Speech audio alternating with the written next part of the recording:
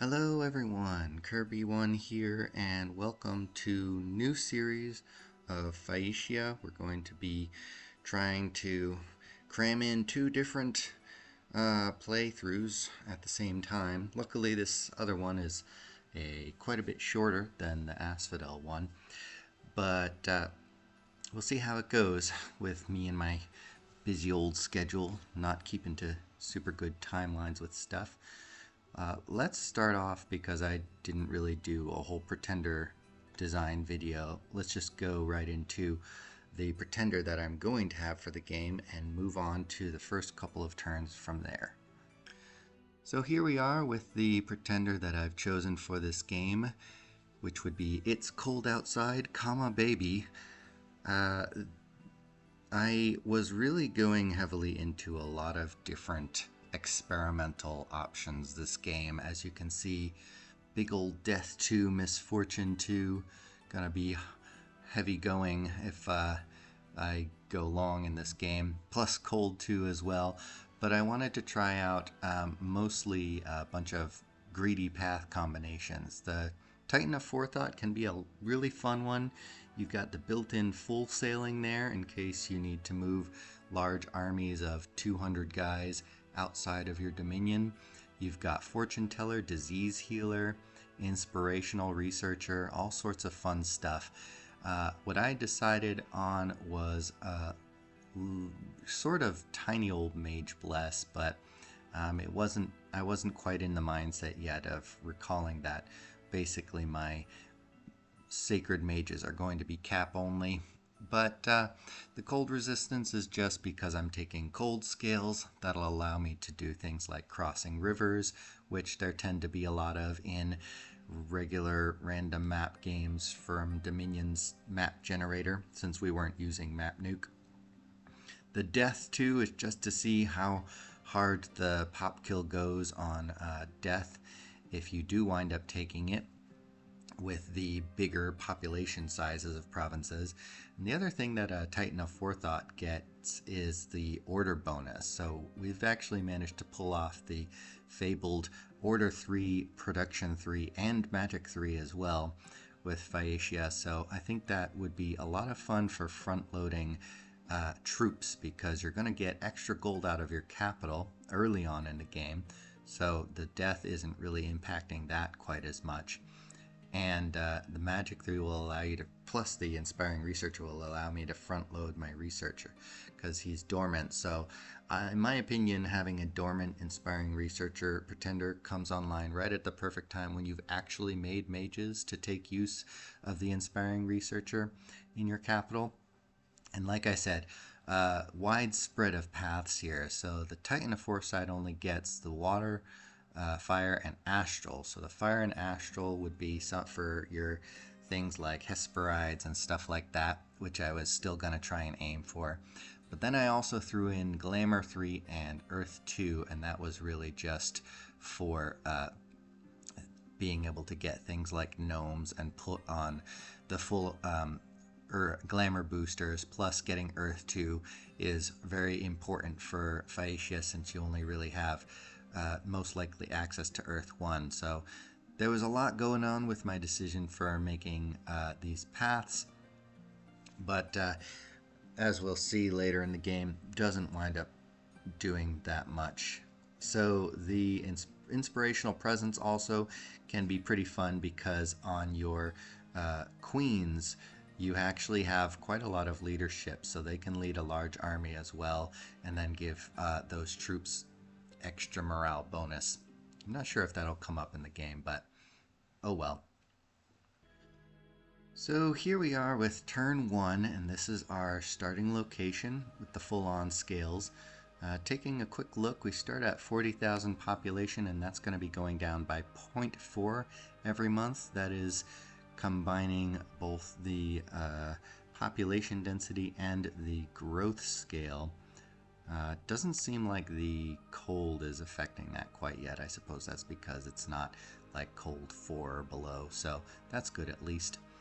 And so yeah, first turn, not going to be a whole much, but we're going to make the scout our prophet so that we can spread our Dominion along these coasts here. As you can see, we can already get pretty far. So my aim is basically to fort up along here and get that extra income bonus. As you can see, our income from the turn 1 is already 532. And so, not wanting to just blind expand with crappy humans, I set my prophet to, or my regular indie commander to patrol in case there's any unrest events from things like Misfortune 2. And I'm going to be recruiting your standard fare of Colossi Light Infantry and capping it with a Colossi Heavy Infantry with the rest of the resources, which is just one, but whatever. And adding in one extra little light infantry for the filling out this rank here. And then we'll see what winds up popping up. This looks to be a pretty big province right here, plus a farm. There's another big province there. There's another farm there. So if I can get all of these, that'll be great, but I'm going to be aiming mostly for my cap circle, which unfortunately has a throne in it, but these provinces at least will give me more resources, and then try and sail around and capture these. Now, as far as the other nations go, as you can see, and you'll see in the other games as well that are put up on YouTube, we got a little bit of a naming convention going, except for one very noticeable Phaeacia that choose to opt out. And yeah, for my prophet name, I guess early on in my Dominion 6 career, I was going for a bunch of music-themed, song-themed pretenders and prophet combos, and there are a lot of options with this particular song of Baby It's Cold Outside for one-liners that you could use for prophets, so future prophets could also make use of this, but I thought this was the funniest one to start off with. Alright, let's get into turn number 2. Turn number 2, we see a bunch of prophet renames. Well, actually all of them are prophet renames as well. So as you can see, we are taking this game quite seriously, which may bode ill for me. So my Dominion has spread to here, and you can see this is a massive old province of almost 300 gold.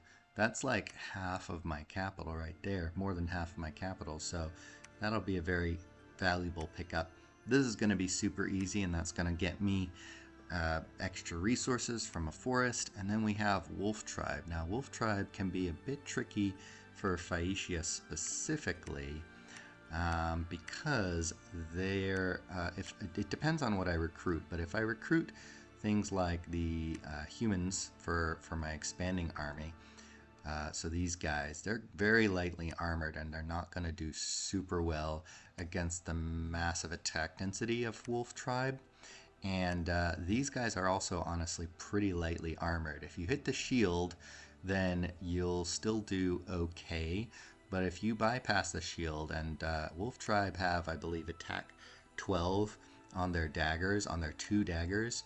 And then once you're starting to get harassment penalty down, if you're bypassing that shield all the time, you're hitting against a body protection of 8 with a dagger of 12 piercing damage. So they don't do super well either, and they're less likely to hit the head because the colossi are bigger than their regular human size. So if you got a lot of these guys, it can be a bit of a problem. So we've got 50 so far this turn. This turn I'm a bit leery of, this province I'm a bit leery of as well, because there might be some hidden heavy cav in there somewhere that I haven't seen. But we'll worry about that a little bit later. And this is just, I mean, this is a tiny province. Should be very easily taken. We're going to nonetheless continue on with another set of light infantry just for the troop density, and we're going for an early storm captain, which cuts into our resources a bit, unfortunately. And for research, we're going to go for thaumaturgy for the communions if we need them, alteration, and I think we can just sort of pop in there for a bit. And then I'm just kind of going wide, mostly because they're all just level 7s, and then we're going to go into Conjuration 2, and I think we're going to go up Conjuration for elementals and stuff like that. I haven't decided yet at this point in playing a Dominion 6 game that how strong elementals may or may not be. But yeah, so this is a very, very early game in all of our Dominions experience. It was started, I believe, in maybe February, right after we'd done a bunch of blitzes together and stuff like that. So this game was our first long form game together as a group. And let's take a look at mercenaries as well. So there's archers, which I could have picked up to supplement my expansion, as well as the elite warriors, which I don't really have the goal for quite yet, but later on, once expansion really starts kicking off for me, I could start thinking about that as well. Let's go on to turn, well actually we're going to go into turn 4 because it seems like I had lost my, or I hadn't saved turn 3, so it's fine. I mean, it's killing these guys and then moving on, so let's go on to do that. Alright, so here's turn 4, and we wind up hitting this province right here, which in fact does not have any heavy cav, so it was not super difficult. There weren't even any archers to do counter archery here, but these guys, well, I mean, we'll have to look at the battle report because ultimately this is what matters. So yeah, the results were slightly different, but if these guys had gotten around, they would have done quite a number on my archers here. Not routed them, but still killed quite a few of them. So lucky that didn't happen for us, and that'll be a hallmark of most of these early game battles that could swing either way depending on how the indies react and move and stuff like that. So we've still got a pretty substantial force here, and I've decided to full-on consolidate here to wipe these out because we've gone up to 90 wolf tribe, which could be serious pain, and I had invested in the Marcadas as well for extra archer support, and that can be archer versus archer, or it can be archer against the wolf tribe infantry to try and get a route on early before the lines even make contact, especially when you're throwing javelins at them.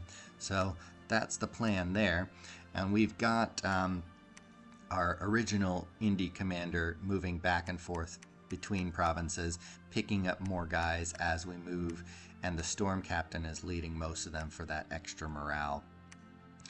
Now, as far as other things that we see, we don't see any other players yet, which is good for me.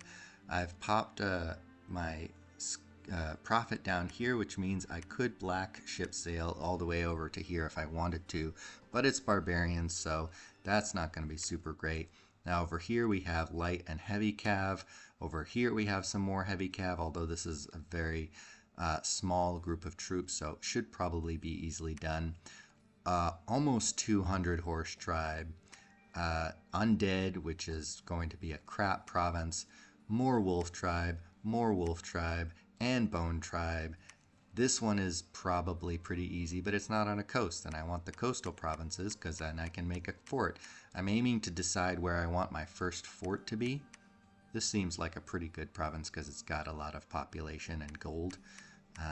This would also be a good province, probably. Don't know about that one yet. So yeah, it's starting to look a little rough. But yeah, all these provinces are very, very wealthy, especially doubly so for me because of the fact that I have coastal bonuses for things like this province or this province. And we also picked up a free nature gem as well, income for this province. So yeah, it's starting to look a bit dicey, but we'll see. Let's do one more turn, and then we'll call it an episode. So here we are on turn 5, and as I was saying in the last turn, the battle reports are not going to necessarily show exactly what happened.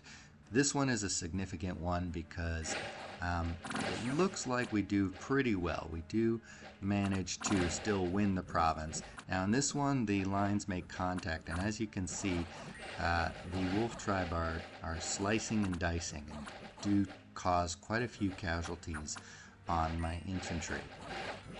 Ironically, that's not what happens, and I'm not sure if that's better or worse if I would have wanted that outcome, because in this particular outcome I lose quite a number of infantries.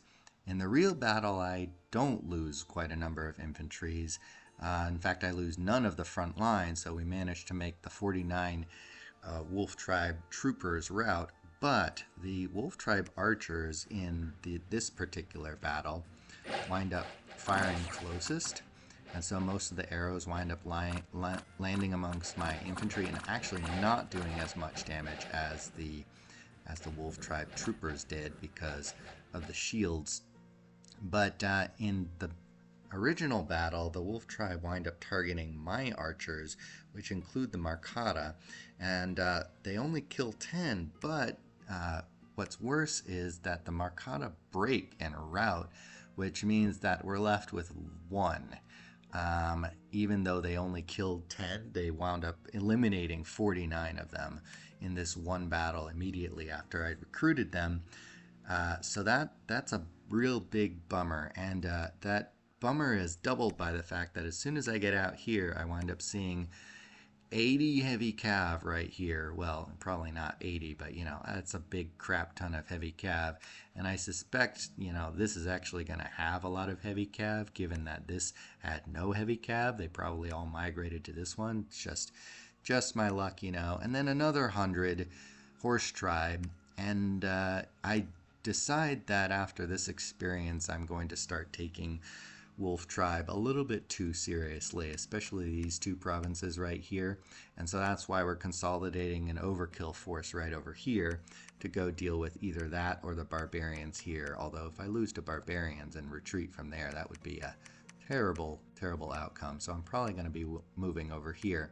And I decide that I wind up not having enough troops to go and move into this province. I'm not sure if that's the case. I was starting to play a little conservatively with my expansion in the early phases of Dominion, not really knowing how strong I may or may not be. And I didn't super test expansion. Like, I knew how to expand. You know how to expand with Phaeacia. It's just mass print these Colossi light infantry, and that'll solve most of your problems. But once you're in Dominion 6 from Dominion 5 and you have larger stacks, I wasn't 100% sure or confident what my abilities would be. Plus, I was mixing in things like seeing how many Colossi heavy infantry I could recruit at a time and stuff like that. So, yeah, it's starting to look a little bit on the sketchy side for me right here. We've only got 4 provinces and it's turn 5, and so yeah. But on the plus side, I still haven't seen any other players, so I feel like I have a little bit of wiggle room before I start bumping into people at the very least. And as for indies, I'm not investing in any more because they've already been taken, although I have a lot of money in the bank. I'm starting to save that up and maybe decide I can put my first fort here, or maybe I'll put it here or here. But I need to get that fort down so that we can double our number of troops and stuff like that to continue expansion and be ready for a first war. So that'll be all for today. Thanks for watching, and next video I think we'll be back to the Asphodel series. Have a good one.